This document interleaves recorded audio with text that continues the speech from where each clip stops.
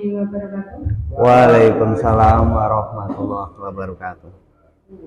Marilah kita panjatkan puji syukur kepada Allah Subhanahu wa Ta'ala yang telah memberikan rahmat dan hidayahnya sehingga kita dapat berkumpul dalam acara diseminasi modul 14 budaya positif, menyebabkan pemahaman dan pengalaman penerapan budaya positif oleh Bapak Santo SPDSD, di mana melaksanakan tugas aksi nyata dalam acara TGP Angkatan 7 Kabupaten Banjarnegara. Semoga dan saya ucapkan terima kasih atas kedatangan Bapak Ibu semua, di mana bisa menghadiri undangan Bapak Santo dalam acara ini. Semoga dalam acara ini berjalan dengan lancar dan menambah ilmu serta wawasan kita. Dan semoga guru-guru yang lain bisa menyusul Pak Santo menjadi calon guru penggerak, semuanya mendaftar dan lolos menjadi guru yang hebat.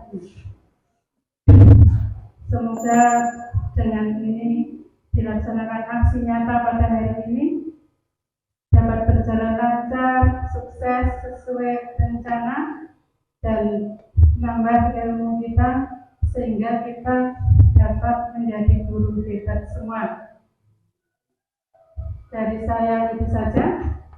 Bila ada kata-kata yang kurang berkenan, mohon maaf yang besar-besarnya. Wassalamualaikum warahmatullahi wabarakatuh. Waalaikumsalam warahmatullahi wabarakatuh.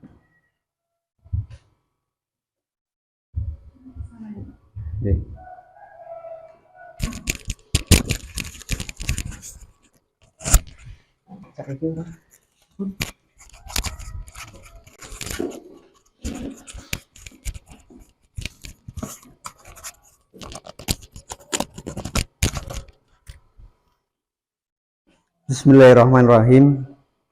Assalamualaikum warahmatullahi wabarakatuh. Waalaikumsalam warahmatullahi wabarakatuh. Syukur alhamdulillah.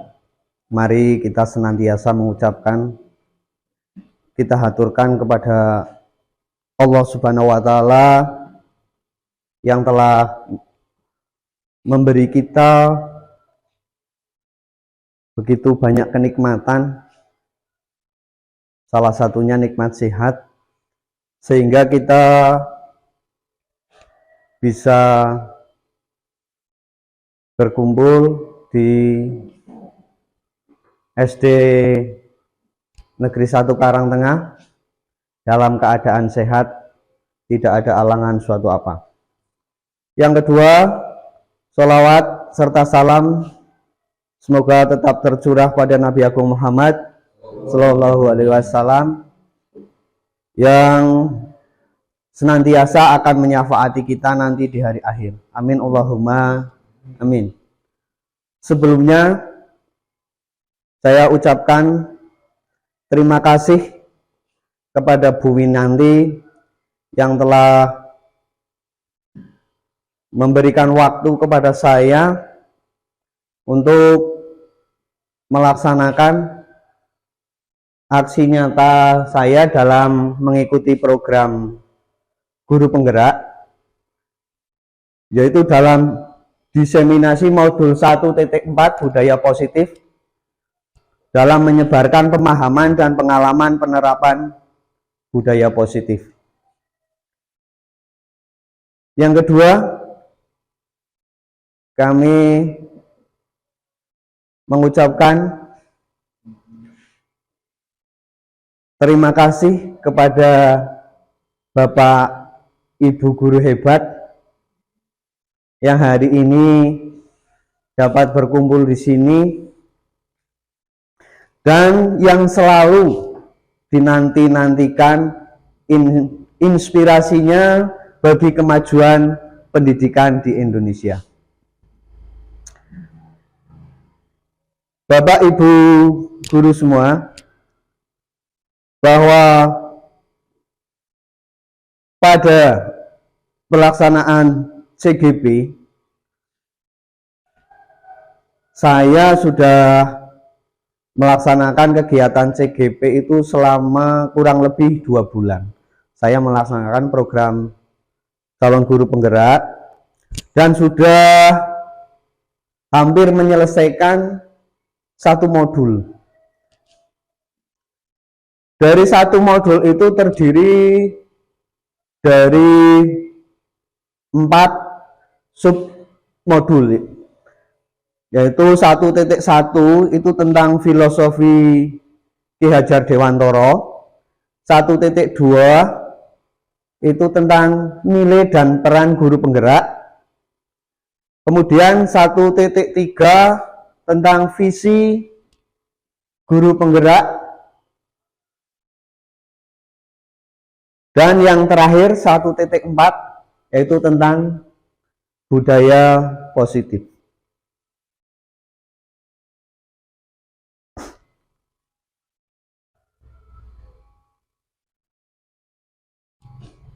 Selamat datang para guru hebat. Mari belajar bersama, berkolaborasi, saling mendukung, mewujudkan disiplin positif di sekolah untuk mewujudkan profil pelajar Pancasila.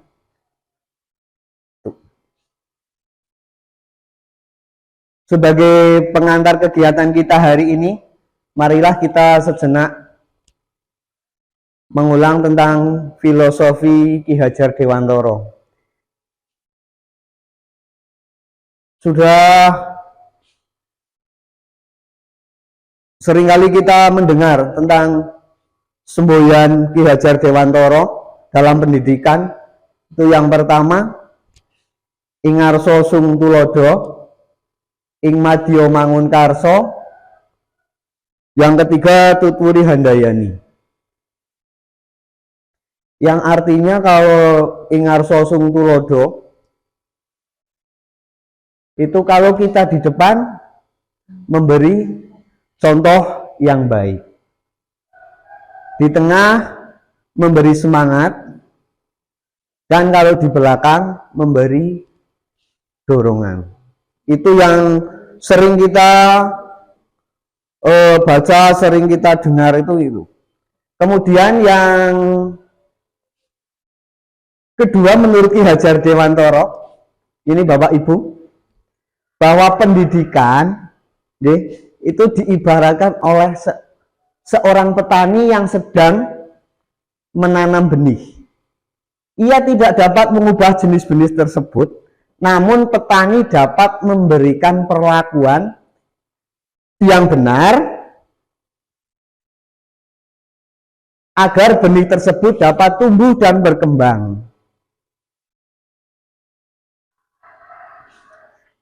Jadi begini Bapak Ibu, bahwa murid itu diibaratkan sebagai benih atau sebuah tanaman. Nah, di situ kita sebagai pendidik, sebagai guru, error ya.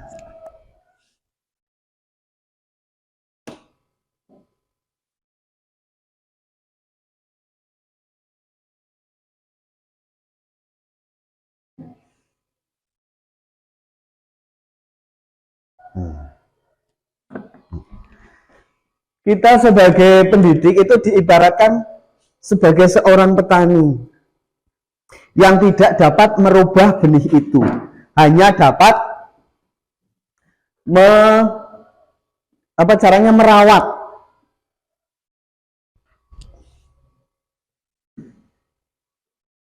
merawat agar benih itu tumbuh berkembang sesuai dengan yang kita harapkan, dapat bertumbuh dengan subur. Dan sekolah diibaratkan sebagai lahannya atau tempatnya, iya. Jadi pada dasarnya sekolah itu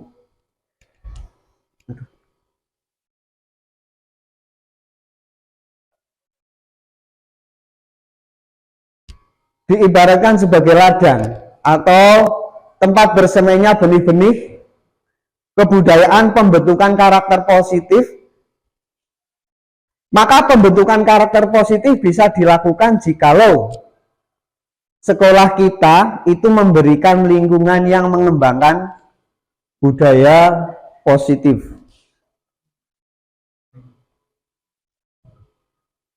Ini. Yang ketiga, bahwa pendidik itu diibaratkan sebagai seorang petani, hanya menuntun tumbuh kembangnya sebuah benih. Atau kita hanya menuntun tumbuh kembangnya seorang anak. Kita tidak memaksakan, tidak boleh memaksakan kehendak. Kita hanya boleh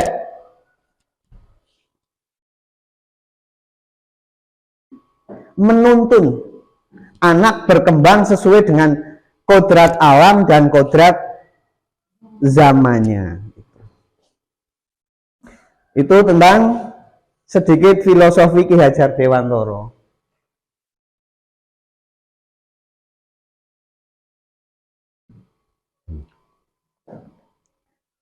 Konsep utama pada modul budaya positif yang pertama itu perubahan paradigma. Yang kemudian disiplin positif.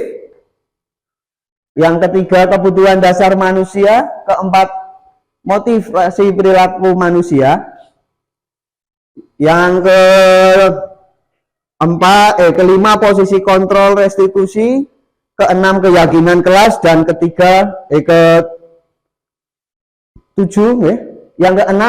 yang kelima keyakinan kelas, dan yang keenam segitiga restitusi. Kira-kira dari 6 atau 7 itu ya? 7 ya. Dari 7 konsep utama modul budaya positif yang masih terasa asing di bagian mana Bapak Ibu? Segitiga restitusi. Kalau keyakinan kelas kita sudah biasa deh. Posisi kontrol restitusi juga masih asing. Motivasi perilaku manusia, kebutuhan dasar manusia, disiplin positif, perubahan paradigma, berarti kita sudah agak ada bayangan.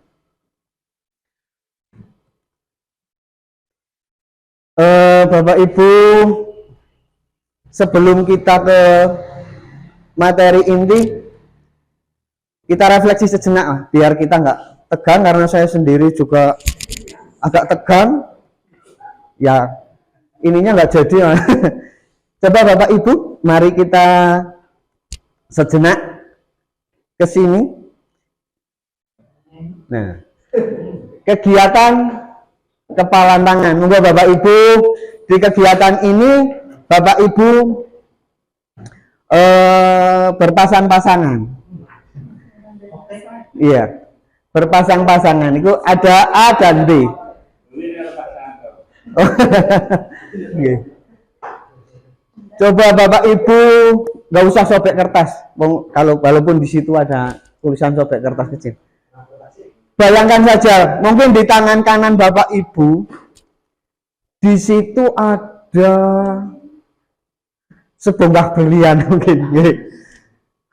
Ya, ya di situ ada sebuah berlian yang nilainya tidak terhingga. Di genggaman Bapak Ibu itu ada sebuah berlian yang nilainya tidak terhingga. Bayangkan bahwa berlian itu berlian yang sangat penting, atau sesuatu benda yang sangat penting bagi Bapak Ibu. Kemudian yang di sebelahnya Bapak Ibu itu mencoba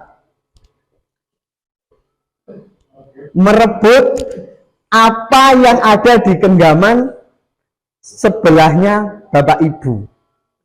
Karena barang itu barang yang sangat berharga, jadi yang sebelahnya itu akan merebut dengan sekuat tenaga, segala daya diusahakan. Nah, coba kita praktekkan biar kita fresh. Monggo Pak Nu, Pak Nu. Enggak. Berarti gini aja. Yang sini genggam, yang sini mencoba merebut. Coba. Mungkin yang menggenggam Bu Nurul dan yang merebut Pak Wanto. Coba Pak. Coba Pak Wanto sekuat tenaga merebut apa yang digenggam Bu Nurul. Coba sekuat tenaga.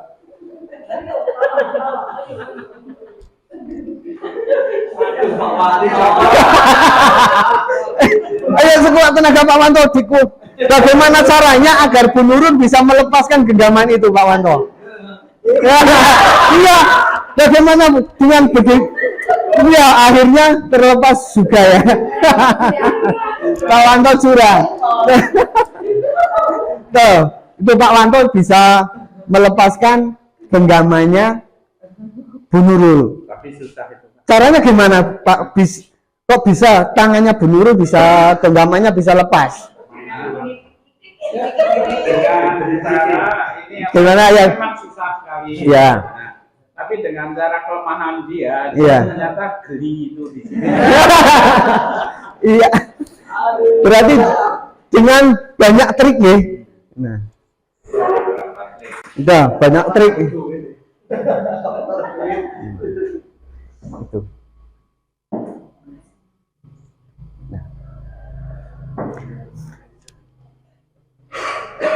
Dengan kita mencoba praktek tadi itu tidak terlepas kita sebagai seorang pendidik.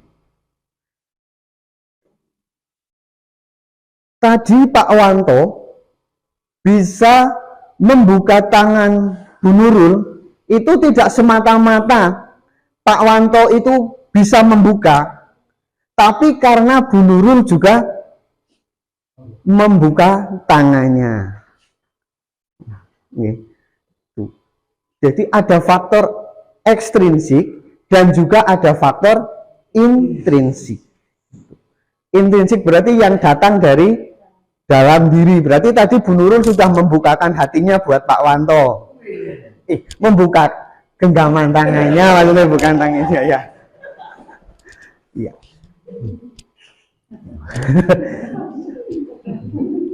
Ya begitu, biar kita fresh lah. Agak ada intermezzonya sebentar. Begitu juga kita sebagai seorang guru.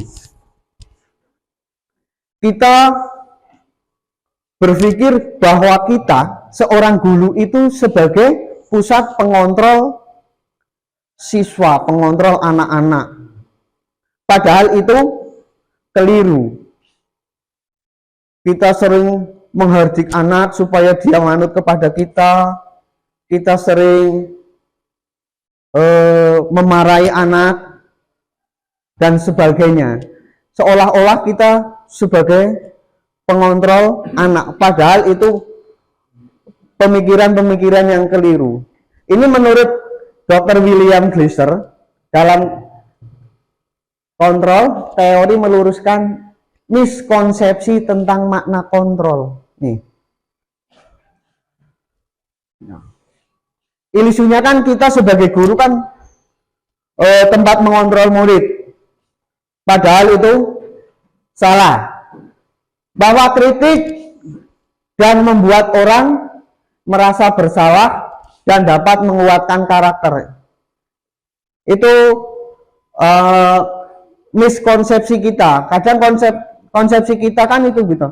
Kita beri ilustrasi, ilusi, beri kata-kata yang membuat anak takut dengan tujuan mereka dapat menurut dengan kita karena dia takut. Nah itu miskonsepsi, itu pemikiran yang salah. Yang ketiga, bahwa semua penguatan positif efektif dan bermanfaat. Itu juga salah. Contoh penguatan positif misalnya seperti apa Bu Nurul? Penguatan positif ke anak misalnya gimana? Pujian. Nah, Bu Nurul sering di kelas memberikan pujian. Kadang. tidak selalu lah. Ini padahal kalau pemikiran kita memberikan pujian anak kan baik ya. Nah, saya tahunya juga setelah kita mempelajari modul ini di CGP ini. Ternyata yang kita lakukan lama-kelamaan itu akan merusak anak. Ya. Kalau tidak disanjung, kalau tidak diberi pujian, anak akan jengkel. Terus tidak mau mengerjakan tugas, harus dipuji-puji dulu lah. Ini yang miskonsepsi yang salah itu tentang teori kontrol. Yang keempat ini, bahwa orang dewasa memiliki hak untuk memaksa. Ini konsep salah ya. Karena kita merasa di kelas paling dewasa, di kelas paling tua, paling besar, kita memaksakan kehendak kita ke anak. Nah, itu pemikiran yang salah. Maka dari miskonsepsi tentang teori kontrol tadi, kita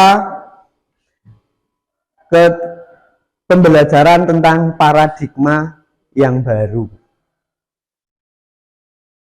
yaitu pembelajaran dengan paradigma baru dirancang berdasarkan prinsip pembelajaran yang terdiferensiasi, sehingga setiap siswa belajar sesuai dengan kebutuhan dari tahap perkembangannya untuk mewujudkan profil pelajar Pancasila. Pembelajaran yang terdiferensiasi. Kata-kata baru atau sudah lama ini Bapak Ibu? Kalau terdiferensiasi, itu kebalikannya dengan paradigma lama, ini paradigma baru. Pembelajaran terdiferensiasi yaitu pembelajaran yang sesuai dengan kemampuan atau kekuatan anak.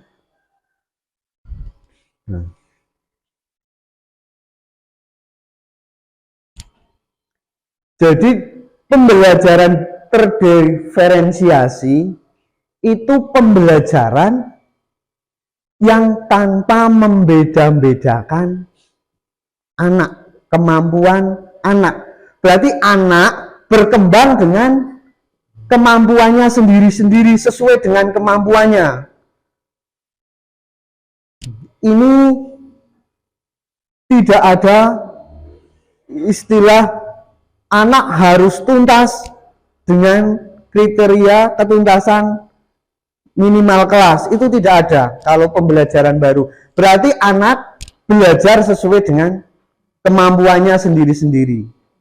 Itu pembelajaran terdiferensiasi.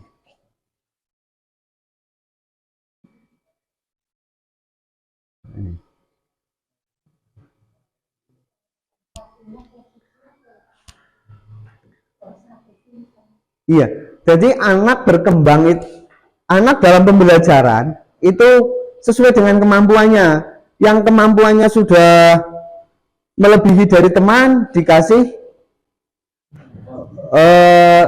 penayaan dan lain sebagainya itu. Jadi tidak ada tuntutan anak harus nilainya harus sama, harus tuntas dengan kriteria kelas segini, itu tidak. Itu. Kalau membaca, ya disesuaikan tingkatannya. Misalnya si A baru bisa menggabungkan suku kata, yang ini sudah ke kalimat, ya nanti beda-bedakan.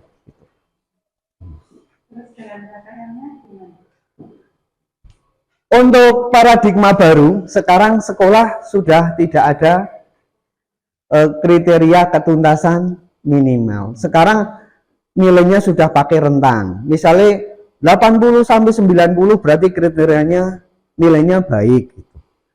60 sampai 80 atau 79 kriterianya cukup, misalnya seperti itu. Setelah ke paradigma pembelajaran paradigma baru, kita ke disiplin positif. Makna kata disiplin dalam budaya kita, kata disiplin dimaknai dengan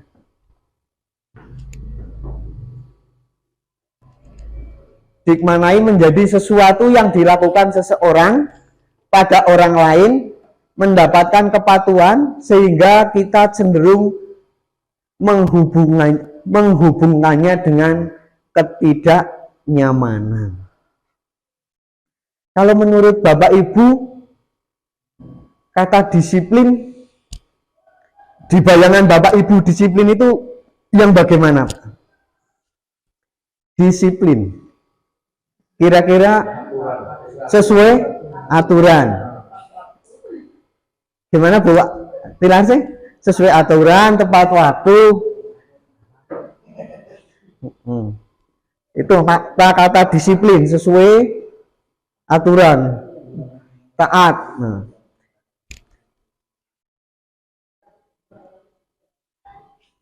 Dimaknai menjadi sesuatu yang dilakukan seseorang pada orang lain untuk mendapatkan kepatuhan, sehingga kita cenderung menghubungkannya dengan ketidaknyamanan.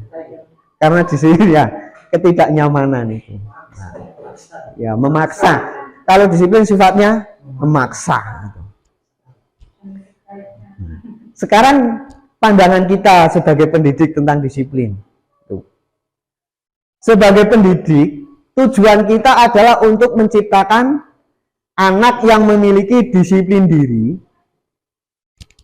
sehingga bisa berperilaku dengan mengacu pada nilai-nilai kebajikan universal dan memiliki motivasi intrinsik bukan ekstrinsik. Nah, ini konsep kita sudah berbeda di sini, Bapak Ibu. Kalau konsep kita disiplin untuk anak, kan anak wajib mengikuti aturan sekolah, aturan kita. Berarti kalau anak wajib mengikuti aturan kita, itu termasuk unsur ekstrinsik apa intrinsik, Bapak Ibu? Ekstrinsik. Padahal di sini ya bukan ekstrinsik. Nah, itu paradigma kita kan sudah bertolak belakang.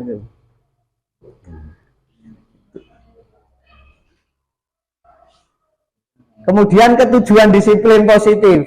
Nih.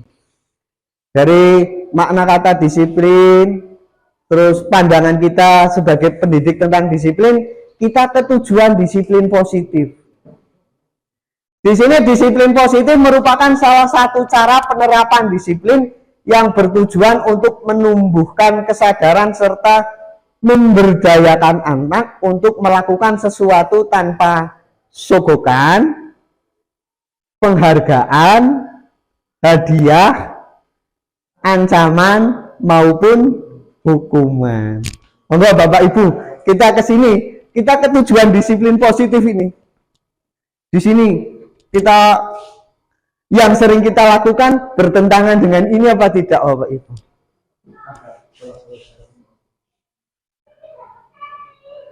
Ayo. Nih, salah satu penerapan disiplin positif bertujuan untuk menumbuhkan kesadaran serta memberdayakan anak untuk melakukan sesuatu tanpa ya, ini sogokan, penghargaan, hadiah, ancaman maupun hukuman. Yang sering terjadi untuk melakukan sesuatu melalui lah iya. Berarti kan pandangan kita kan sudah agak bertentangan, ya kan? Seringan Bapak Ibu, kalau kita yang inilah penghargaan, hadiah, itu terasanya jangan jangka waktu lama. Kalau kan waktu-waktu dekat enggak, tapi kalau waktu lama itu akan terasa. Anak di situ akan terbiasa. Dia mau belajar kalau mau tes supaya dia dapat ranking 1. Itu zaman dulu seperti itu. Kemudian dia mau belajar biar dapat juara, kan hadiah lah itu. Nah itu pandangan kita di sini sudah mulai agak berbeda.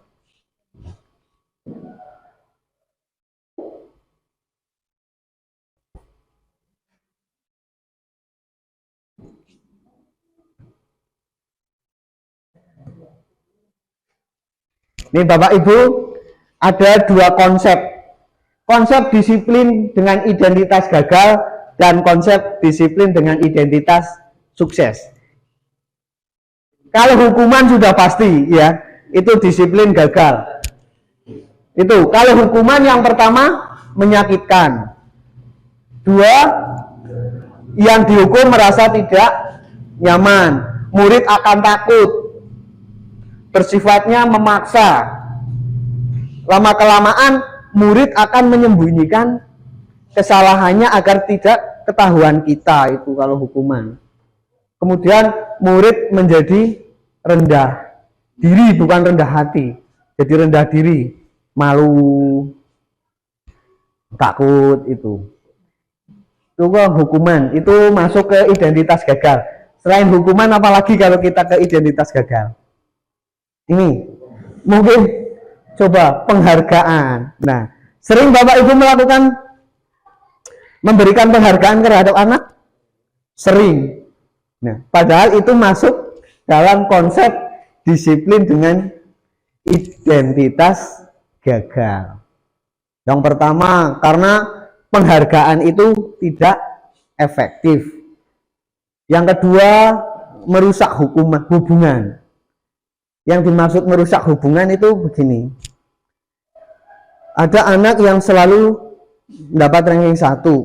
Dia dapat hadiah terus.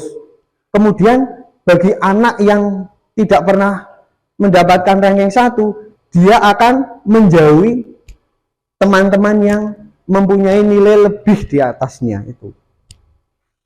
Kemudian mematikan kreativitas. Tadi yang rankingnya di bawah terus tidak ada atau nilainya di bawah terus, karena dia nilainya di bawah terus, dia tidak tumbuh pemikiran kepingin dapat, tapi malah dia akan mematikan kreativitasnya. Jadi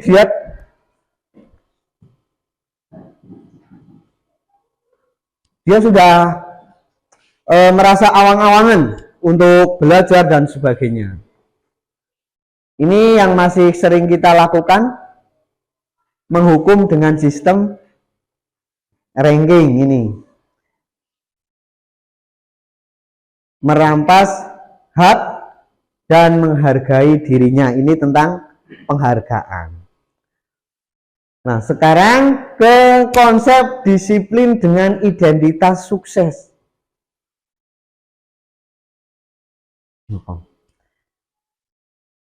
Konsekuensi.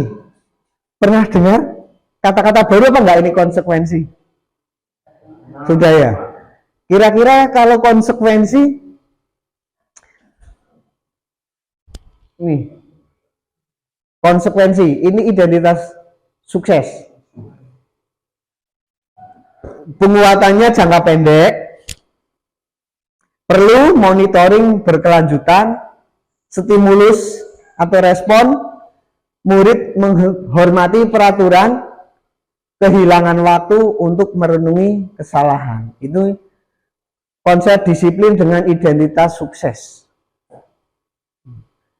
Nah, yang paling baik itu konsep disiplinnya menggunakan yang kata-kata baru kita dengar, itu restitusi.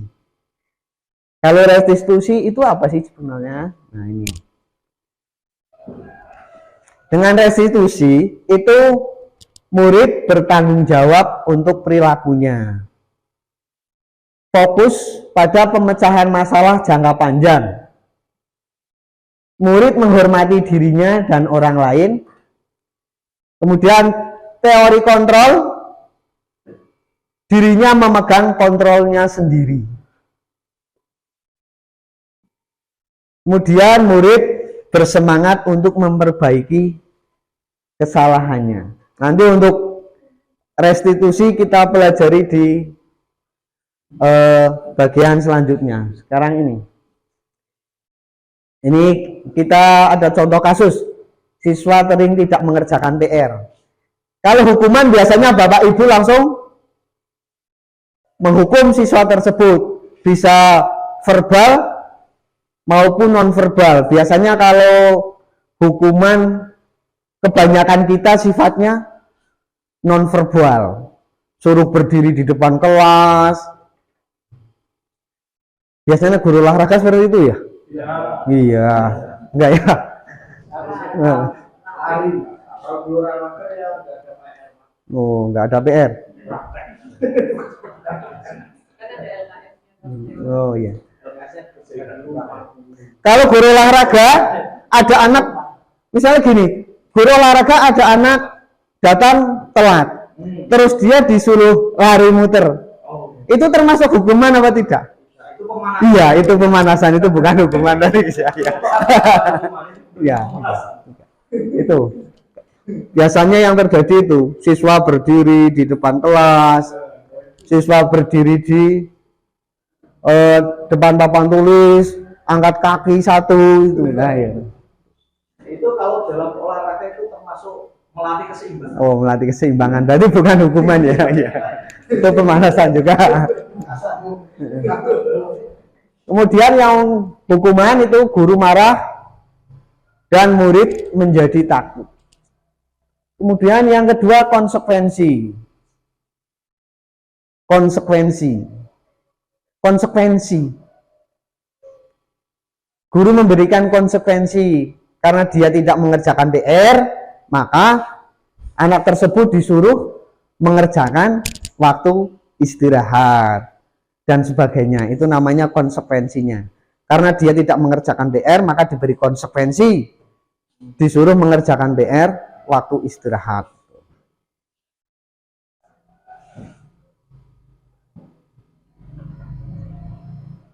Kalau konsekuensi ini guru tegas dan siswa menghormati peraturan. Mungkin ini sudah banyak yang dikonsekuensi. Tapi yang paling bagus di sini nih, restitusi. Nah, Allah. Kalau di restitusi, guru menanyakan keyakinan kelas dan membantu siswa menyelesaikan masalahnya. Guru terbuka dan siswa menghormati dirinya dan orang lain. Nah, misalnya gini. Misalnya ada anak yang tidak mengerjakan PR. Itu tidak, kalau di proses restitusi itu tidak langsung kenapa tidak mengerjakan PR? Kerjakan sekarang di kantor misalnya. Tapi kalau di restitusi cari sumber masalahnya dulu. Ditanya, kenapa anak tidak mengerjakan PR, di rumah ada apa? Nah, kemudian kalau tidak mengerjakan PR berarti melanggar keyakinan kelas apa tidak? Setelah itu, anak dan guru mencari solusinya bagaimana supaya anak tersebut tidak mengulangi kegiatan itu. Ini untuk restitusi.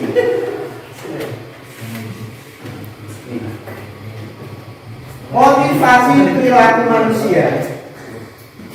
Motivasi merupakan dorongan yang timbul pada diri seorang secara sadar atau tidak sadar untuk melakukan suatu tindakan dengan tujuan tertentu.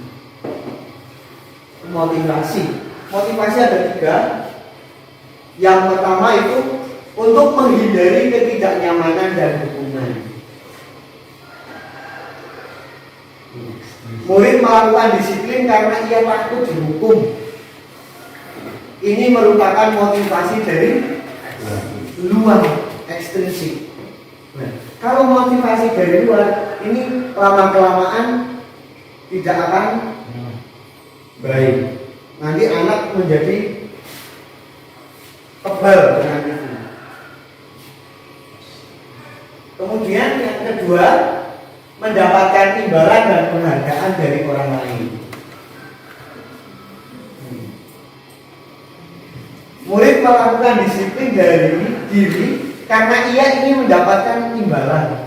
Ini merupakan motivasi ekstrinsik juga. Seperti tadi, kepengen ranking suci terus dia belajarnya dia semangat belajar agar dia dapat hadiah dan sebagainya. Yang ketiga, nih, menghargai nilai-nilai kebajikan diri sendiri. Kalau Bapak Ibu kelihatannya untuk motivasi perilaku Bapak Ibu nomor 1, 2 atau 3? Jujur loh Bapak Ibu. Satu ya. Motivasinya bagi menghindari ketidaknyamanan dan hukuman dari kepala sekolah ya. Gak apa-apa. Ini pertama kita mengenai ini. Berarti besok setelah mengenai ini kita langsung loncat ke 3, menghargai nilai kebajikan diri sendiri. Nih, murid melakukan disiplin diri karena sadar akan nilai kebajikan dirinya. Ini merupakan motivasi yang ada pada dari diri siswa. Untuk yang selanjutnya biar kebutuhan dasar manusia. Nah ini kita ke kebutuhan dasar manusia Bapak Ibu. Kebutuhan dasar manusia itu ada 5. Yang pertama bertahan hidup. Yang kedua kasih sayang dan rasa diterima. Yang ketiga penguasaan. Yang keempat kebebasan. Yang kelima kesenangan. Untuk bertahan hidup itu hubungannya dengan fisiologis kita. Tapi kalau kasih sayang, penguasaan, kebebasan, kesenangan itu masukkan ke psikologis. Makanya Bapak Ibu kalau ada anak, nah ini kasus di tengah ini kemarin, ada anak main bola di ruangan terus bolanya ditendang kena jamnya jatuh. Itu anak lagi di proses ini Bapak Ibu.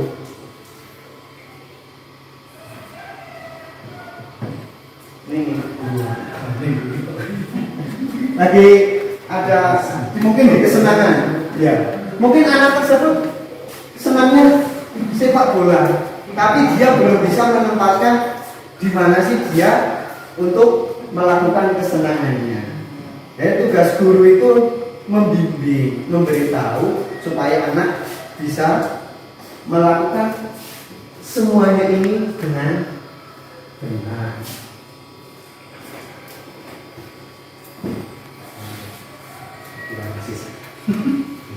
Kurang kasih saya.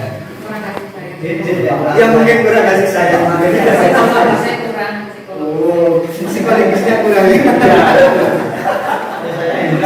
Kurang banyak. Nah ini Bapak Ibu yang tadi bertanya-tanya apa sih restitusi itu? Ciptakan kondisi bagi murid untuk memperbaiki kesalahan mereka sehingga mereka bisa kembali pada kelompok-kelompok mereka dengan kelompok karakter yang lebih kuat. Ciri-cirinya bukan menebus kesalahan namun belajar dari kesalahan, memperbaiki hubungan, tawaran bukan paksaan, menuntut untuk melihat ke dalam diri, mencari kebutuhan dasar yang mendasari tindakan, fokus pada karakter bukan tindakan, yang terakhir menguatkan dan fokus pada solusi.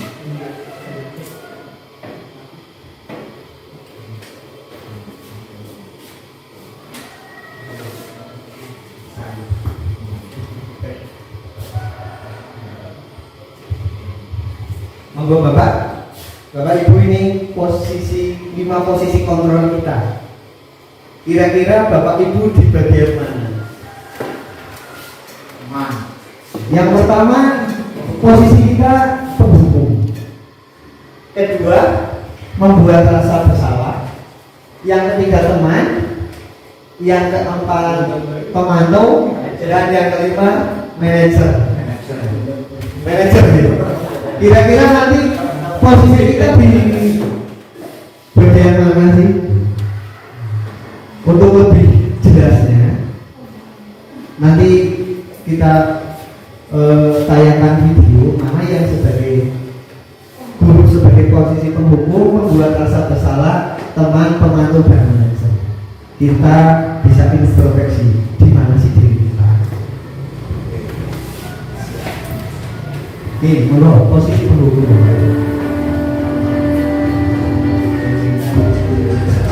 Ini dari pasnya Pak.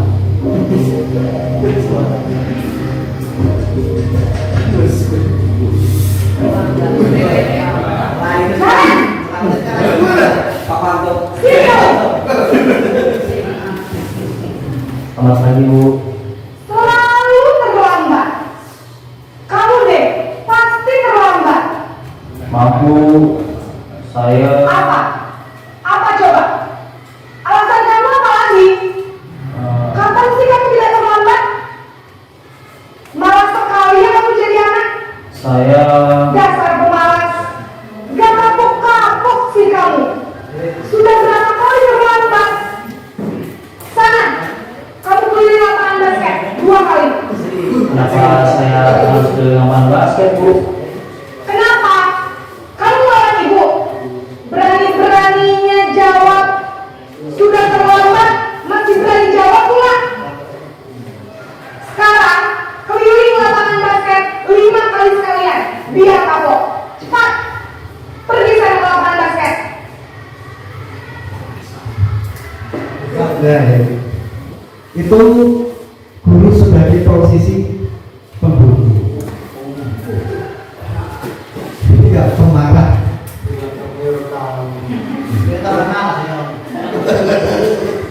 Melihat tayangan tadi, kira-kira guru sebagai posisi pembunuh itu pertama nada suaranya, ya, nada suaranya itu tinggi, menggelegar seperti halilintar. Itu nada suaranya itu menghardik, menunjuk-nunjuk, biasanya begini kalau begini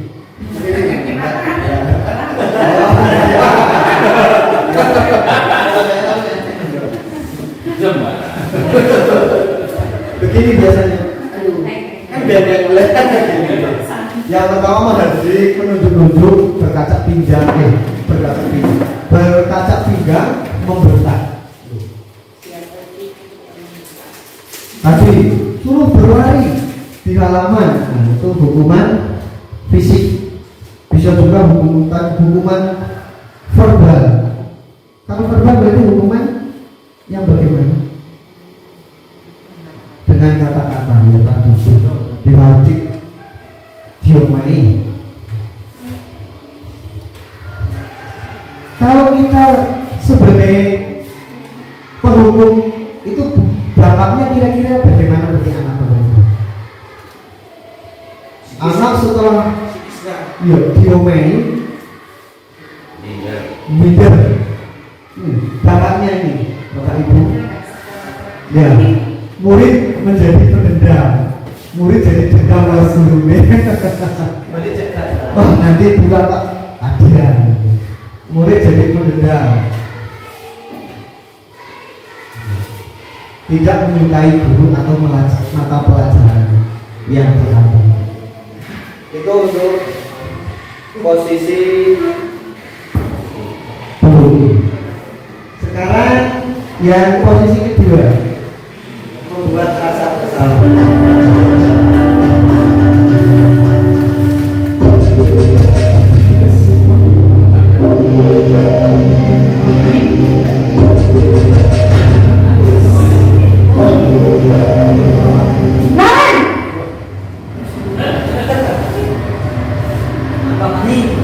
Selamat pagi Bu. Naren, kamu kenapa terlambat lagi nak? Ya Tuhan Naren, kamu senang ya bikin ibu susah ya? Kalau kamu terlambat lagi, nanti ibu yang ditegur bapak kepala sekolah nak. Disangka ibu tidak bisa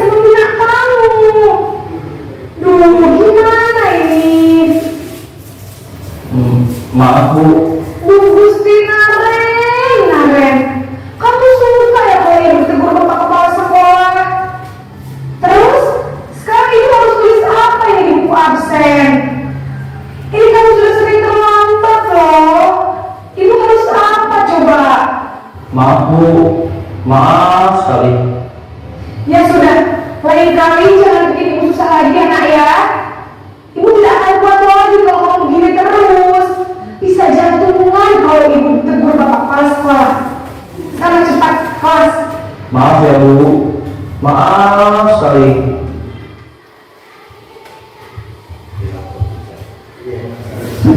Sudah mulai perbedaan ya dari penghulu dengan pembuat rasa bersalah. Nada suaranya sudah mulai lembut. Terus apalagi ya?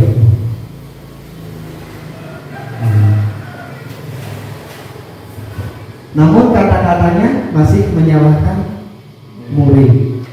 Kamu membuat ibu jantungan. Terus bagaimana ya? Tadi kata-katanya dia bilang,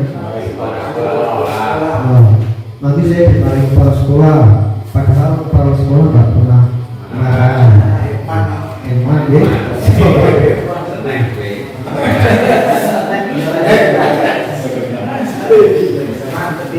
Yang kedua cirinya kalau sudah membuat rasa bersalah ini guru akan menyatakan hal-hal yang merasa kesalahannya pada murid dengan membuat tadi kata-kata menderita. Ini juga berdampak bagi anak. Ini dampaknya bagi anak. Murid akan merasa bersalah. Padahal kalau anak sambil merasa bersalah dia akan tinggal. Berarti nanti ini masuknya ke identitas gagal. Anak jadi rendah diri dan menarik diri dari lingkungan. Itu kontrol kedua. Sekarang yang kontrol tiga, posisi sebagai teman. Nah ini coba.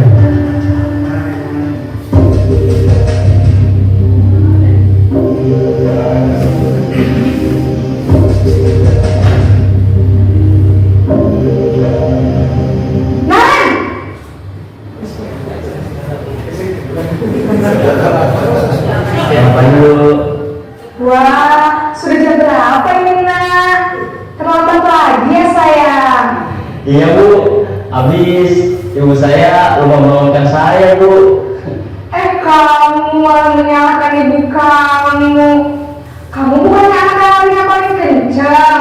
Kok terlambat sih? Iya Bu. Saya memang terlambat bangun tadi. Jadi biarpun saya lari kencang, tetap gak kekenjar Bu. Ya sudah sana, nanti lain kali larinya lebih kencang lagi ya, biar gak terlambat lagi. Bikin senang ibu, demi ibu, bisa kan? Bisa lah Bu. Ya sudah sana masuk kelas, ibu beresin urusan absen kamu. Kamu ini ada-ada saja.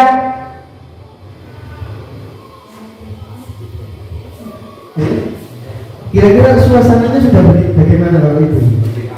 Ya sudah mulai cair ya, sudah tidak menyamakan posisi teman.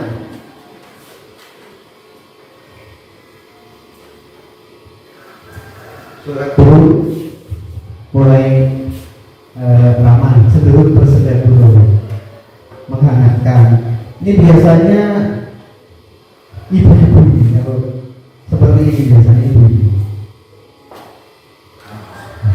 Ini kalau kita sebagai teman ini posisi kontrol kita sudah mulai identitas berhasil. Untuk dampaknya posisi kita sebagai teman masih ada dampak yang tidak begitu baik. Karena murid akan tergantung pada seorang atau faktor ketergantungan biasanya. Murid tidak mandiri dan tidak berpikir untuk diri sendiri. Karena bapak ibu sudah menganggap teman, anak itu teman, akhirnya anak juga menganggap kita teman. Jadi anak mulai tidak mandiri apa-apa ibu guru ya terlalu galak karena dia menganggapnya sebagai teman juga.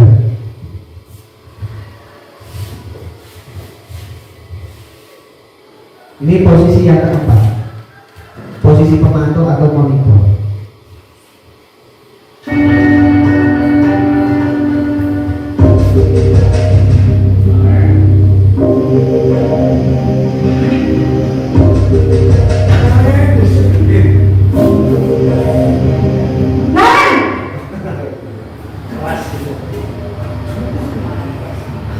Selamat pagi Bu. Naren, apa peraturan sekolah kita tentang jam berapa kita harus masuk sekolah, Nak? Kita harus di sekolah jam 7 Bu. Iya betul, sekarang sudah jam 7.20. Naren sudah tahu konsekuensinya jika terlambat hadir. Paham Bu, saya harus tinggal kelas pas jam istirahat selama 20 menit. Iya benar, konsekuensinya demikian. Jadi nanti jam 9.30 pas istirahat, kamu harus tinggal di kelas, kerjakan tugas tambahan untuk ketertinggalan kamu, ya? Baik Bu.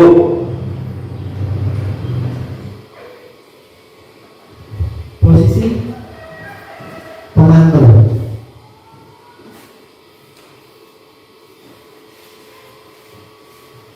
atau monitor.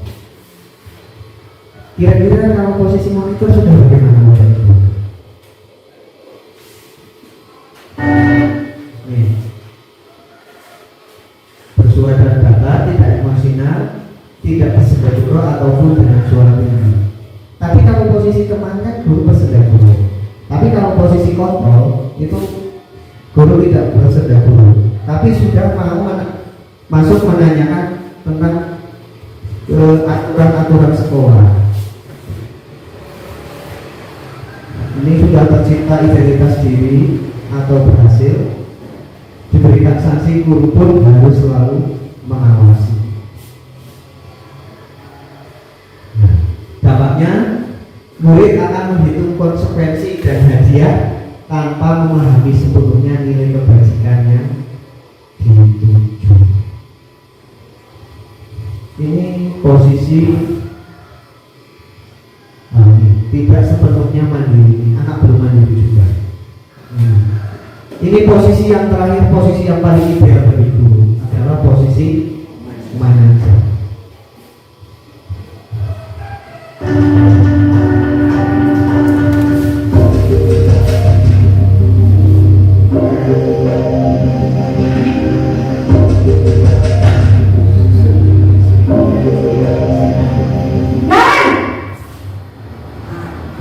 Untuk narenya tetap, kan karena panggil.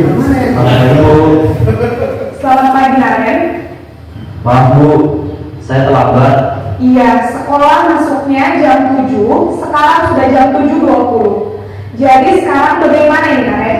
Maaf Bu, saya lupa setel alarm saya semalam.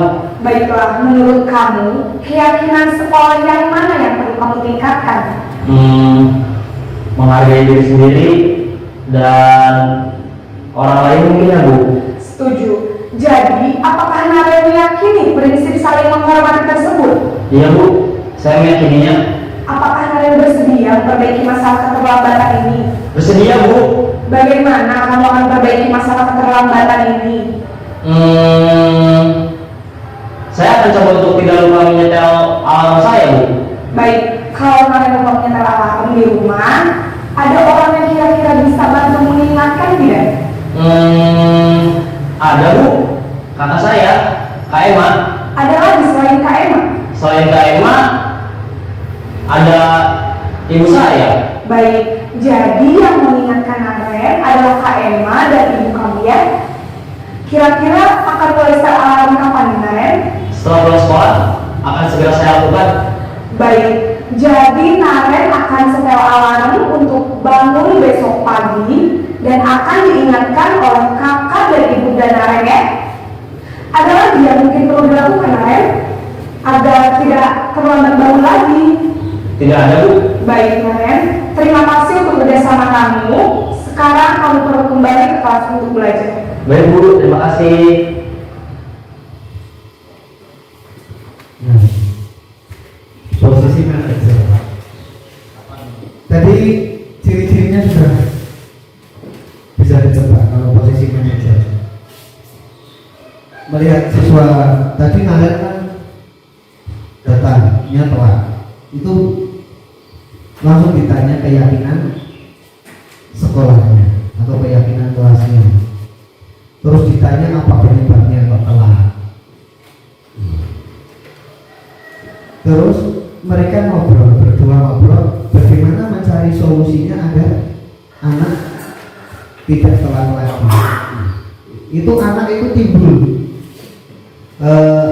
nilai-nilai intrinsiknya agar anak tersebut tidak telat. Untuk posisi manajer, tercipta dinamika positifnya berhasil. Ini, dapatnya murid menjadi mandiri, percaya diri, dan dapat memecahkan masalah. Nah, untuk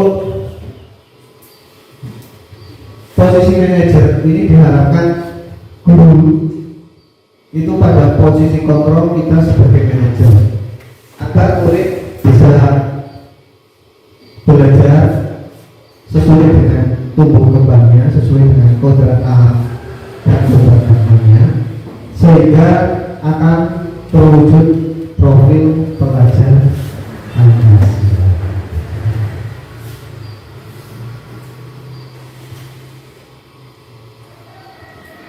Ini nggak perlu ini sudah ngaji juga.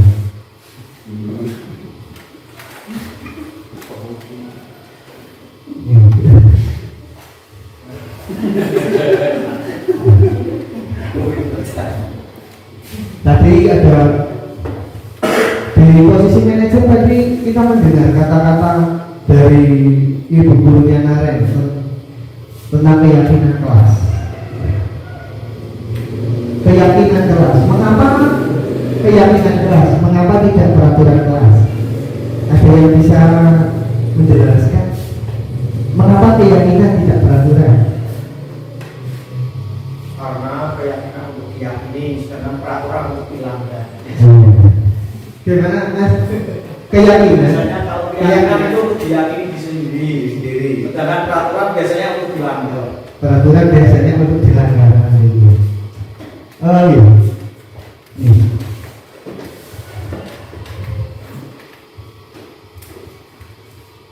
Kenapa bukan keyakinan?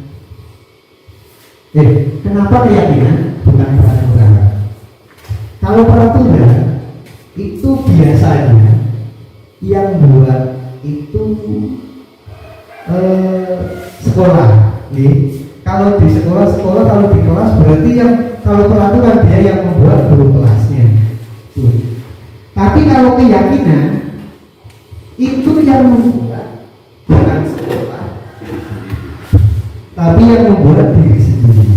Siswa yang membuat itu namanya keyakinan. Tapi kalau peraturan berarti yang membuat pihak lain, pihak atasnya. Tapi kalau keyakinan yang membuat diri sendiri. Seperti kita, kenapa kita kalau naik motor pakai helm? Kenapa waktu kemarin waktu COVID, kenapa kita kalau keluar rumah memakai masker? Itu kan keyakinan diri, timbul dari dalam diri. Kita naik motor pakai helm, bukan guru, kan Indonesia kena bencana.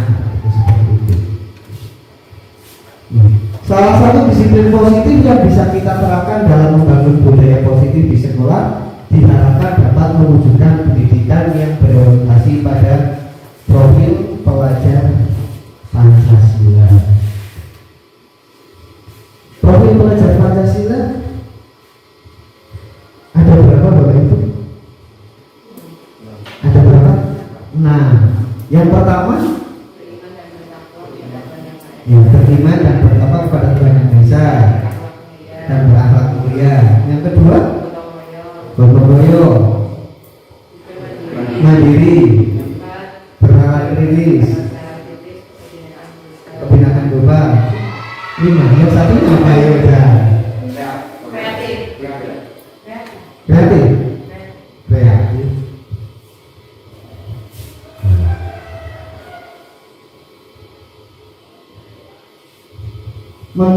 kegiatan membuat keyakinan kelas. Nah, ini Bapak Ibu untuk keyakinan kelas, kebetulan di kelas saya itu sudah membuat keyakinan kelas beberapa hari yang lalu. Langkah-langkah membuat keyakinan kelas itu yang pertama biasanya karena keyakinan kelas itu datang dari murid, maka biasanya guru menggunakan kertas yang kecil-kecil itu, namanya kertas apa itu? Kertas post-it atau kertas apa? Yang kecil biasanya berwarna itu post-it apa? Nah, kertas itu diberi ke anak, dibebaskan anak mau menulis berapa dibebaskan karena keyakinan kelas. Setelah kertas dibagi, anak menulis, kemudian hasil tulisan anak itu biasanya dipajang dulu atau ditempel dulu di papan tulis, tidak langsung ditempel di kertas asturo, tapi kita tempel dulu di papan tulis. Jadi kita bebaskan anak mau menulis berapa tentang keyakinan kelas, berserah. Setelah itu kita tempel. Setelah kita tempel, semua usulan atau tulisan anak tempel, kemudian kita identifikasi, kita kelompokkan yang sesuai dengan. Karena biasanya ada yang menulis tidak boleh nakal, terus stop bullying. Sekarang kan anak sudah maju-maju. Kemarin banyak sekali yang stop bullying, tidak boleh nakal, tidak boleh membuang sampah sembarangan. Nah, kita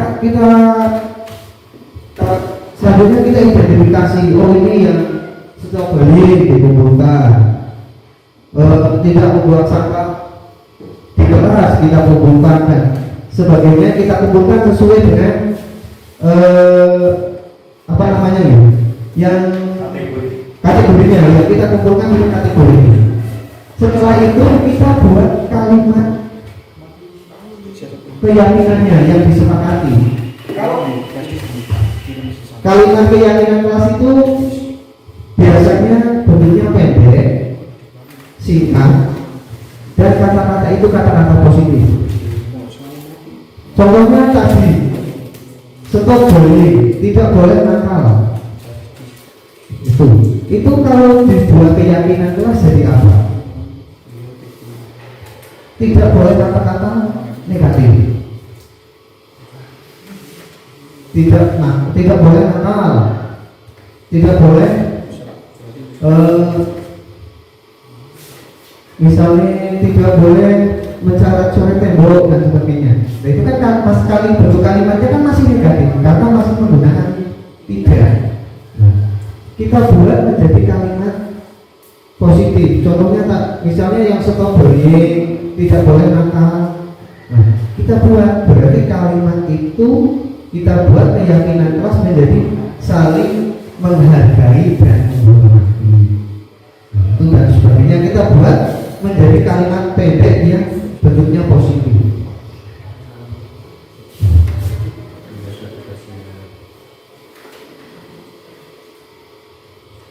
Setelah terbentuk kalimat positifnya, baru dicetak banner, boleh dipakai kertas asturo atau apa, ditulis manual boleh, pakai print boleh, baru kita tempel di kelas.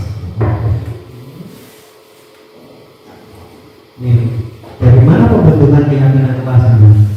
Yang pertama lebih abstrak dari peraturan, berupa pernyataan universal dibuat dalam bentuk positif, sedikit saja agar mudah diingat, sesuai dengan kondisi kelas.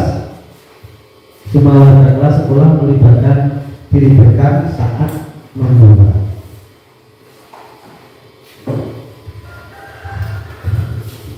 Kita ke Bapak Ibu ini juga harap sedikit garis dulu restitusi.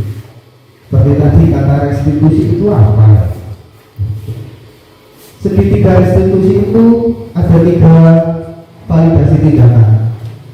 Yang pertama menstabilkan identitas, yang kedua validasi tindakan yang salah, terus yang ketiga ini menanyakan keyakinan. Tadi melihat video yang tadi, yang posisi manajer itu kan sudah menggunakan proses segitiga restitusi. Kita menstabilkan identitas dulu. Kemudian baru validasi tindakan yang salah. Contoh validasi tindakan yang salah itu bila kamu tentu punya alasan mengapa kamu dapat kelambatan dan sebagainya. Untuk jelasnya, bagaimana proses segitiga restitusi sudah saya siapkan sebuah video biar kita punya bayangan bagaimana cara menyelesaikan masalah yang menggunakan segitiga restitusi kita sebagai posisi manajer.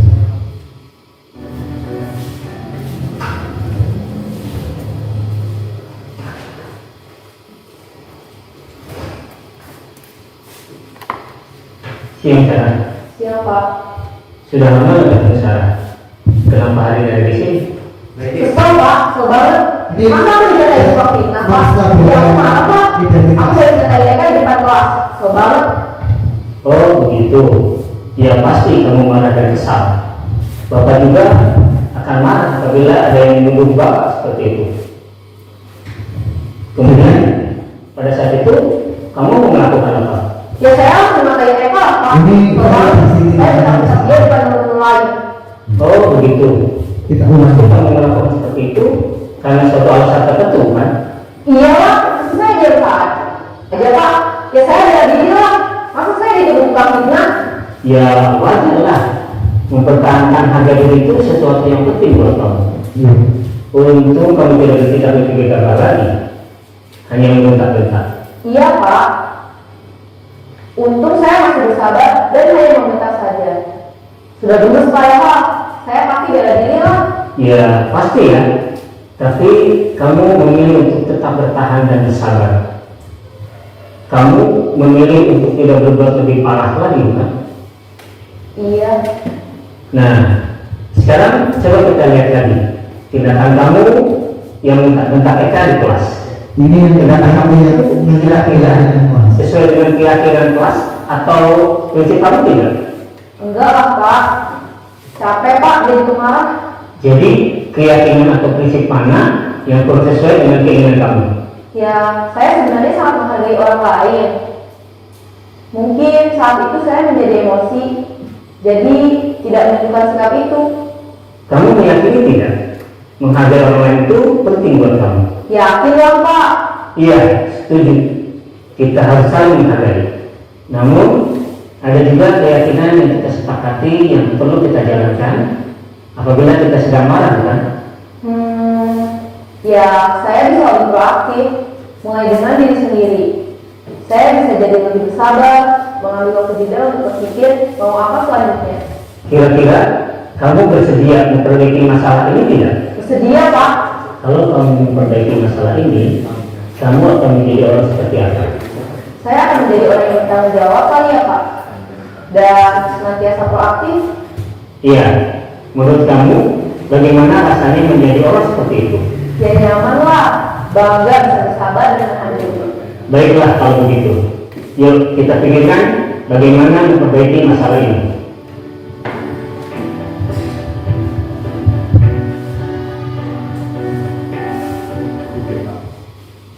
Ya. Itu tentang segitiga restitusi. Kira-kira Bapak Ibu dalam menyelesaikan masalah anak sudah seperti itu? Belum. Iya. Karena baru tahu, ya mungkin kedepannya kita dalam menyelesaikan masalah anak menggunakan segitiga restitusi. Yang pertama menyelesaikan masalah segitiga restitusi itu yang pertama itu nih, menstabilkan identitas dulu. Anak datang marah-marah, kita stabilkan dulu anak. Setelah anak stabil, baru kita memvalidasi tindakan yang salah. Setelah kita validasi, kemudian baru kita menanyakan keyakinan kelas. Nanti kalau kita sudah tanyakan keyakinan kelas, anak tersebut akan muncul dari instruksinya dia mau memperbaiki kesalahan atau tidak mengulangi kesalahan-kesalahan. Kebetulan kami juga sudah mencoba, tapi prosesnya karena kami baru latihan amatiran untuk yang proses videonya saja anak, jadi prosesnya masih begini mas. Saya mencoba yang ini aja. Nah satu lagi. Oh.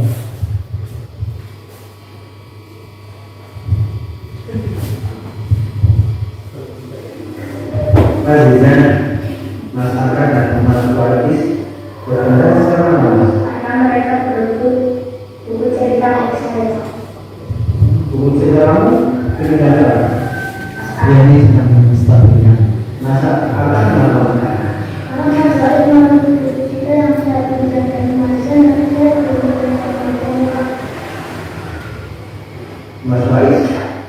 Nah saya juga ingin membaca buku cerita punya Malaysia yang sudah saya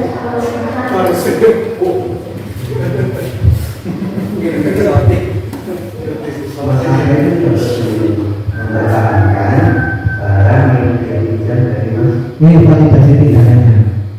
Kamu mas Faiz, ya harus bersabar nunggu bila masalah selesai. Terus kalau mau pinjam, ya bilang aja. Bilang dengan baik-baik, masalah saya mau pinjam, jangan sampai terus-terus. Akhirnya begini rusak, ya kan?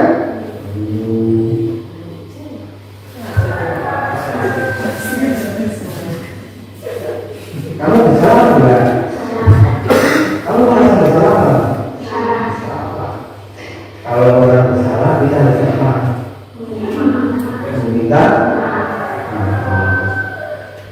Coba sekarang kamu berdua minta maaf sama Mas Rizal. Saya minta maaf pada saya sudah maaf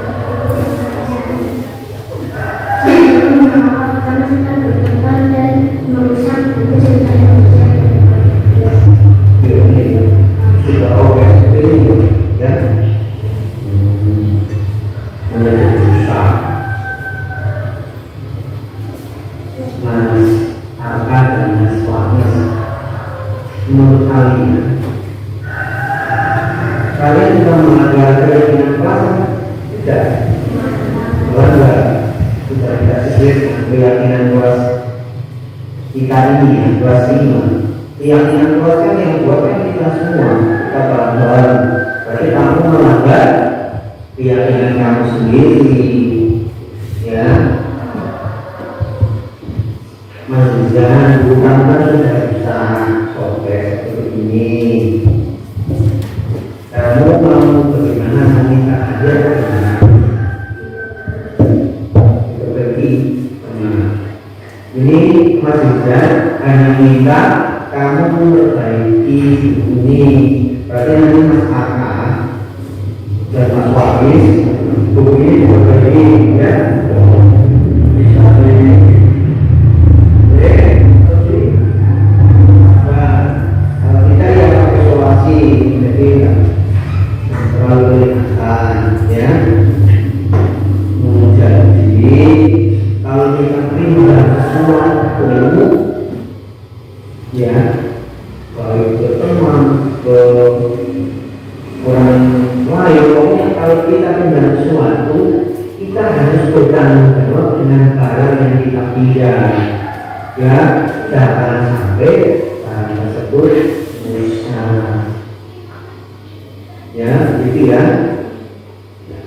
Nah, sekarang boleh istirahat.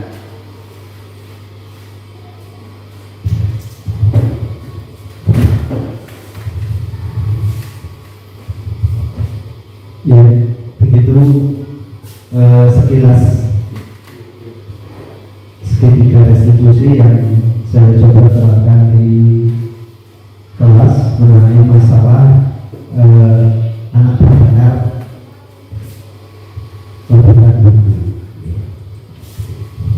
Bapak Ibu, peran kita sebagai guru adalah menciptakan murid yang mempunyai disiplin diri yang bersumber dari nilai intrinsik, bukan ekstrinsik saja ya. Kita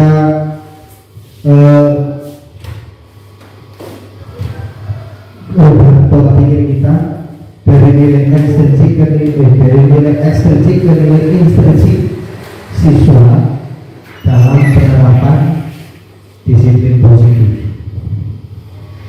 Sebenarnya guru memiliki standar kepribadian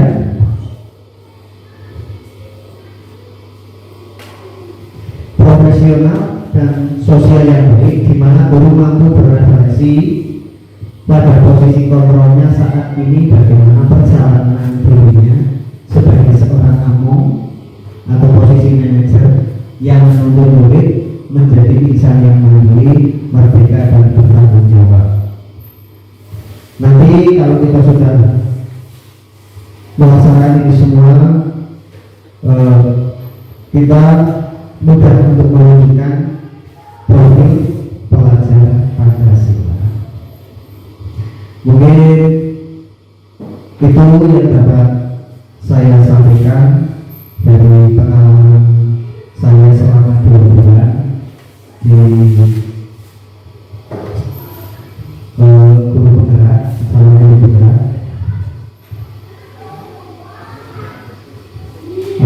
Dari Bapak Ibu semua mungkin ada yang mau bertanya atau berkomentar, monggo kami persilakan. Kalau mana?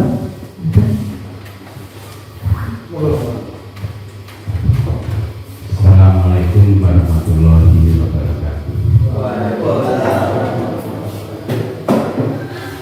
Alhamdulillah bahwa hari ini dimensisasi modul 1 sampai 4 Desain nanti apa? Pokoknya kira-kira gitu ya. Terus di sini tentunya apa tentang budaya positif tadi ya. Jadi tentang dimensi apa tadi ya Pak Santo yang terakhir itu apa ya, segitiga restitusi. Nah itu tentunya bisa diterapkan kalau kelas-kelas yang agak tinggi. Kalau kelas-kelas yang lebih rendah seperti kelas 1, kelas 2 mungkin susah suruh kumpul aja tiga membuat keyakinan aja di kelas mungkin masih susah tapi mungkin kalau nanti sudah beberapa waktu jalan yang mungkin bisa karena ini baru mungkin kelas-kelas tinggi yang baru bisa itu kadang-kadang membuat keyakinan kelas itu istilahnya anak itu harus tahu wawasannya seperti apa nantinya umpamanya kalau datang di kelas tidak boleh terlambat waktunya istirahat itu kan mungkin kalau sampai situ bisa tapi kadang-kadang anak-anak itu seperti ini Pak Santo kalau di daerah di SD saya di Pandan Sari 1 itu ada mungkin yang namanya Habib Warno tapi saya manggil hoki itu anaknya luar biasa itu ya berdasarkan usulan dari Karang Kenak dan ini Baji anaknya sini siapa? Pak Azri. Tapi itu luar biasa. Wong ditanya gurunya tanya malahan suruh jangan berkelit itu gigit. Benar itu, gigit terus dibuang garap kabar itu benar-benar terjadi seperti itu. Tapi walaupun istilahnya kalau dikasih tahu di hukuman umpamanya ada hukuman itu nggak mungkin dia mau terus gini Pak. Kalau umpamanya, kalau dulu kan harus secara apa?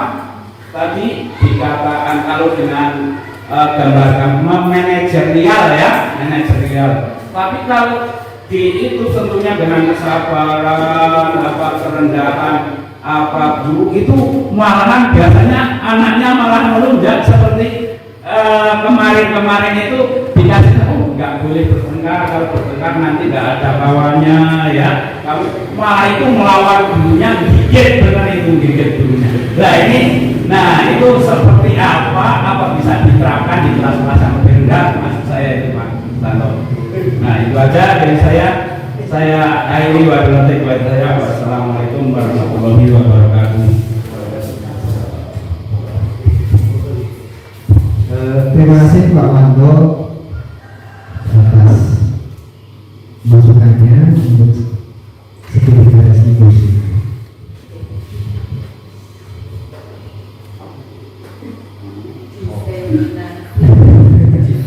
Ya. Memang untuk membuat keyakinan kelas itu yang pertama,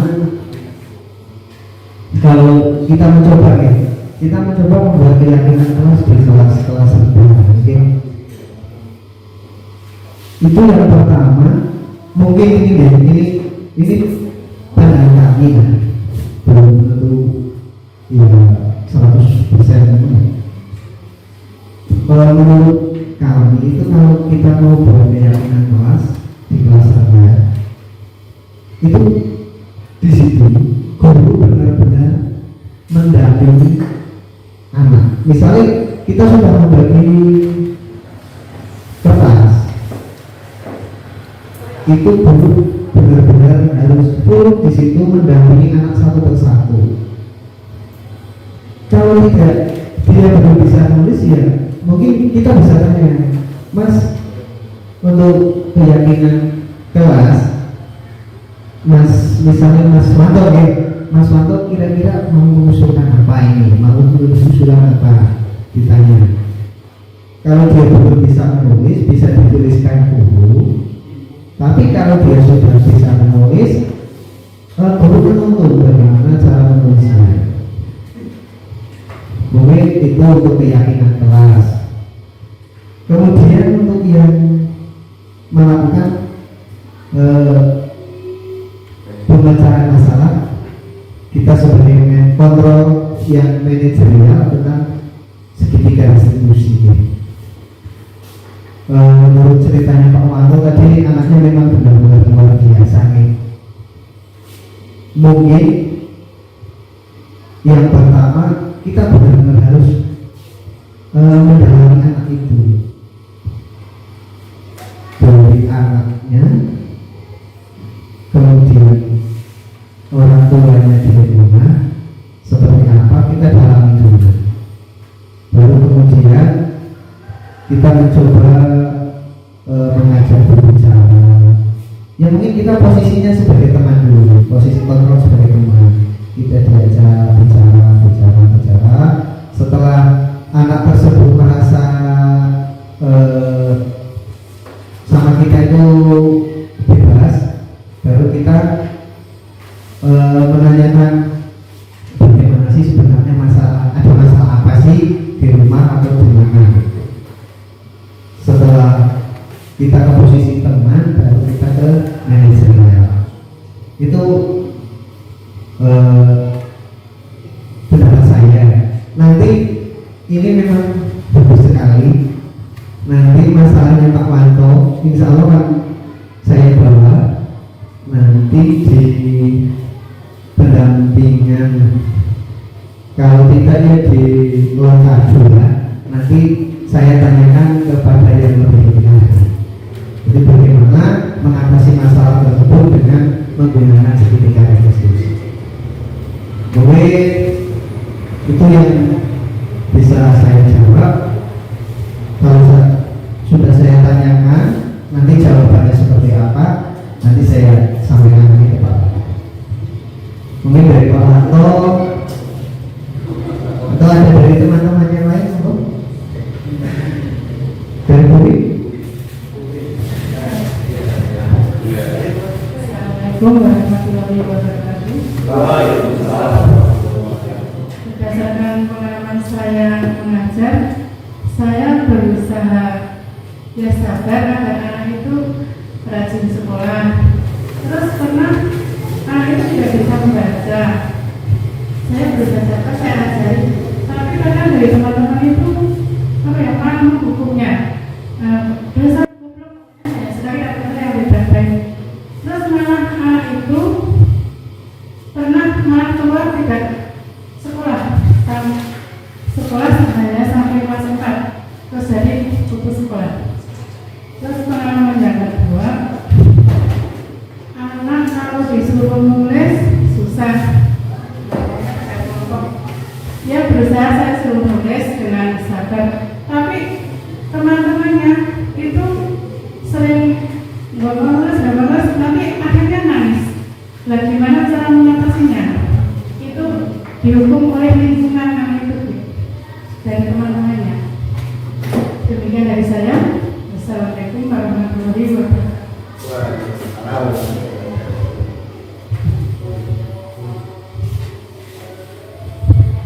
Yang pertama tadi anak sudah kelas 4 tidak suka baca. Ya sudah baca itu, tapi kan rumah lingkungannya tidak sama. Dia tidak sekolahnya lagi karena diajak dari mana. Oke, kita menstabilkan identitas ini. Berarti kalau kita menggunakan segitiga resolusi, kita membuat keyakinan kelas. Berarti itu masalahnya bukan di anak itu, ya. Anak itu kan masalahnya dia tidak bisa membaca.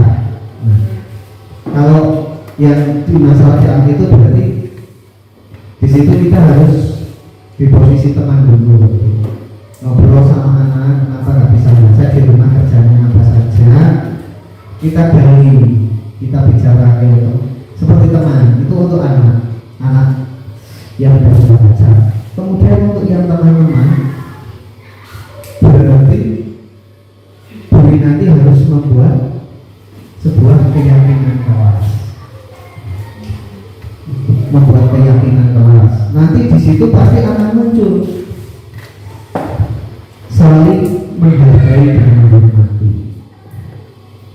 Setelah membuat keyakinan kelas, Ibu nanti di keyakinan kelas itu dijelaskan ke anak bahwa anak sudah buat keyakinan kelas seperti ini, berarti anak tidak boleh sampai melanggar karena ini keyakinan yang membuat anak. Mungkin jawaban kami sementara seperti itu. Awalnya cuma berbicara.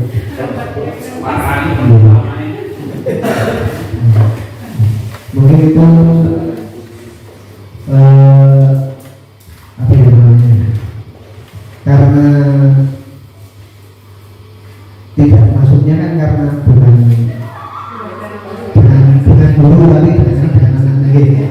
Mungkin coba diselesaikan dengan prosesi restitusi itu. Yang pertama yang berkata menstabilkan dulu, terus validasi tindakan bagaimana, kemudian baru ke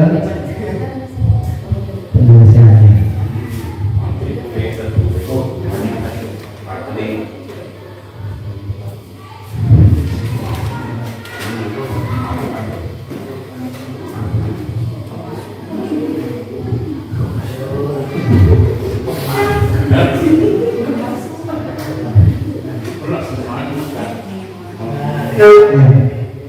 Mungkin nanti jawaban kami sementara seperti itu. Ada lagi menurut?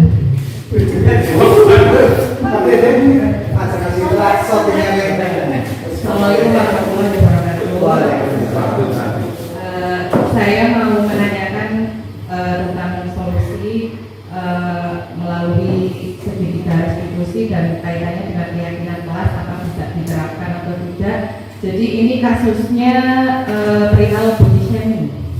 Ya, body shaming. Kasusnya ini terjadi waktu kelas 5. Jadi si anak ini, kelompok anak putra itu melakukan body shaming, bisa dikatakan bullying ke anak perempuan, sampai si anak perempuan itu mogok tidak mau sekolah. Jadi dari pihak sekolah itu sampai memanggil si anak ini yang putra untuk mendatangi temannya yang putri untuk minta maaf. Terus ini terjadi waktu kelas 5 dan si anak sekarang sudah sekolah kelas 6, dua-duanya baik yang putri sama yang putranya. Di kelas 6 ternyata terjadi lagi. Cuma untuk yang putrinya, untuk yang saat ini tetap sekolah, tapi yang jadi pertanyaannya kan untuk yang putranya ini, jadi dulu itu sudah ada tindakan sampai harus ke tempat yang temannya yang perempuan, sudah minta maaf dan sudah berjanji tidak akan mengulangi, tapi ada satu dari orang tua dari yang siswa laki-laki ini ternyata ada yang datang ke sekolah tidak terima kalau putranya sampai disuruh ke rumah temannya yang perempuan, suruh minta maaf langsung di depannya, terus didokumentasikan sebagai ibaratnya sebagai bukti bahwa tidak akan mengulangi lagi. Ada yang orang tuanya sampai ke sekolah dan tidak terima. Nah ini kalau perihal menggunakan keyakinan kelas, ini untuk yang si anaknya ini karena ibaratnya tidak ada efek jerah, sudah berjanji tapi kok tetap diulangi lagi. Nah kalau misalnya menggunakan keyakinan kelas ini kira-kira bisa menjadi solusi atau tidak? Terus kemudian kalau misalnya kita komunikasikan dengan orang tuanya, ya karena dulu respon orang tuanya kan seperti itu, tidak terima. Jadi kira-kira bagaimana solusinya? Apakah bisa menggunakan yang tadi keyakinan kelas, garis fisiknya atau tidak? Ya, terima kasih. Assalamualaikum warahmatullahi wabarakatuh. Waalaikumsalam warahmatullahi wabarakatuh. Pertanyaannya sangat kompleks. Saya bingung bagaimana.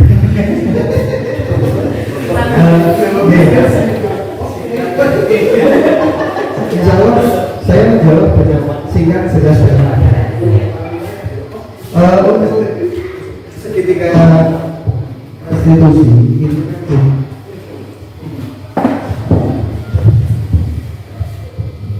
itu hubungannya kalau kita dengan siswa, tapi untuk kita dengan orang tua itu tidak bisa. Kita mencoba dengan segitiga restitusi untuk anak sudah mengulangi 2 kali tidak separah. Kemungkinan kita belum menggunakan posisi kontrol kita sebagai manajer atau menggunakan segitiga restitusinya dulu. Karena kalau kita sudah menggunakan segitiga restitusi, itu munculnya dari intrinsik bukan ekstrinsik. Berarti untuk posisi kontrol posisi manajernya kita belum ke posisi manajer. Kalau sudah ke posisi manajer berarti anak itu bukan karena terpaksa saya harus datang ke anak itu dan minta maaf, tapi anak benar-benar dari dalam hati, mulai dari diri sendiri menyadari bahwa perbuatan yang dilakukan itu salah. Berarti caranya ya itu, kita tanya dulu, menstabilkan tindakan dulu, distabilkan, kemudian baru validasi tindakan. Caranya bagaimana? Kemudian di situ guru posisi guru sebagai manajer itu membuat jalan keluarnya itu bukan gurunya tapi berkolaborasi dengan anak, bagaimana agar anak tersebut itu muncul nilai intrinsiknya sendiri malah berubah. Mungkin hanya seperti itu kalau menggunakan ini, menggunakan posisi manajer dan segitiga eksekusi. itu jawabannya saya dulu. Ya, ya. Ada lagi kalau itu? Pak Zena ada? Mau cerita apa gimana? Ternyata nggak apa-apa.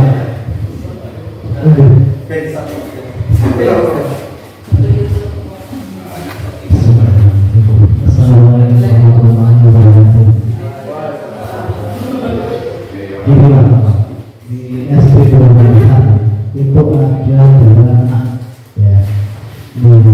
Dua anak ini dulu waktu kelas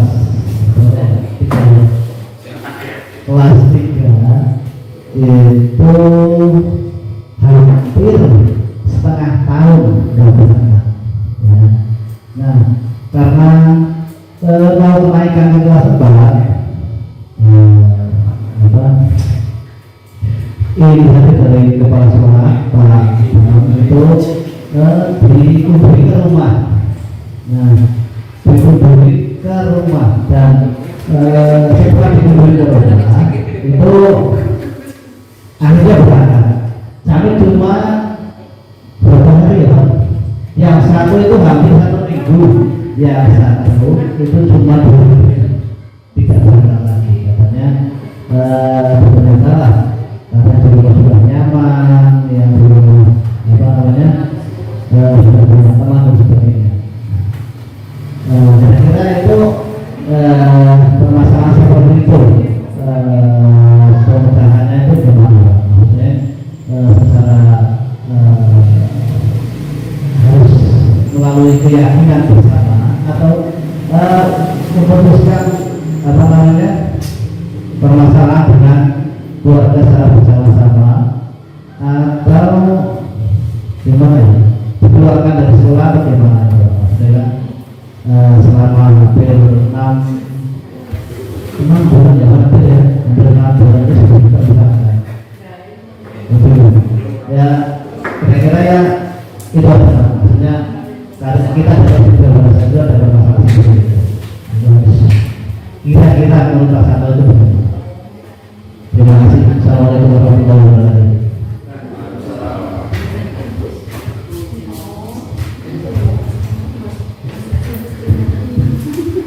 Ini pertanyaannya lebih kompleks sekali. Sudah. Sebetulnya untuk posisi kita tadi ada pembuku, terus pembuat rasa bersalah, ada teman, ada pemantau dan manajer. Itu posisi kita waktu itu ada di kelas dan ada di sekolah. Kemudian kita mencoba posisi manajer dengan menggunakan validasi, menggunakan penyelesaian masalah menggunakan segitiga resolusi. Kemungkinan kalau untuk masalahnya Pak Zainal, SD-nya Pak Zainal, anaknya Pak Zainal, itu yang ini yang pertama Pak Zainal, itu yang memang kita harus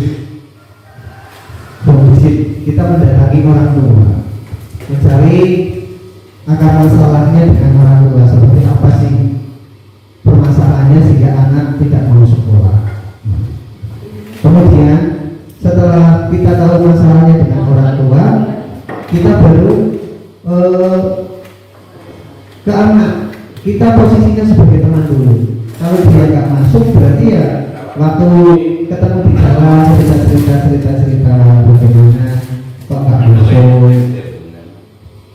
kok nggak sekolah, masih kecil posisinya, masih pendidikan gitu. Ya cerita bagaimana. Setelah itu kemungkinan kalau dia anak tersebut sudah timbul ingin sekolah dari hati dirinya, dari dirinya sendiri, kemungkinan anak tersebut bisa masuk lagi dan semangat. Kalau untuk masalah yang nggak masuk harus bagaimana, saya sendiri ya begitulah. Itu itu yang punya aturan kepala sekolah Pak. Mungkin jawaban kami hanya itu Pak. Bapak Ibu semua, demikian yang dapat kami sampaikan, kurang lebihnya mohon maaf. Terima kasih banyak atas kedatangannya. Mohon maaf ya atas sambutannya yang kurang berkenan, apalagi penyampaian materi dari saya yang memang banyak sekali keterbatasan. Kurang lebihnya seperti itu saya akhiri. Wassalamualaikum warahmatullahi wabarakatuh. Waalaikumsalam warahmatullahi wabarakatuh.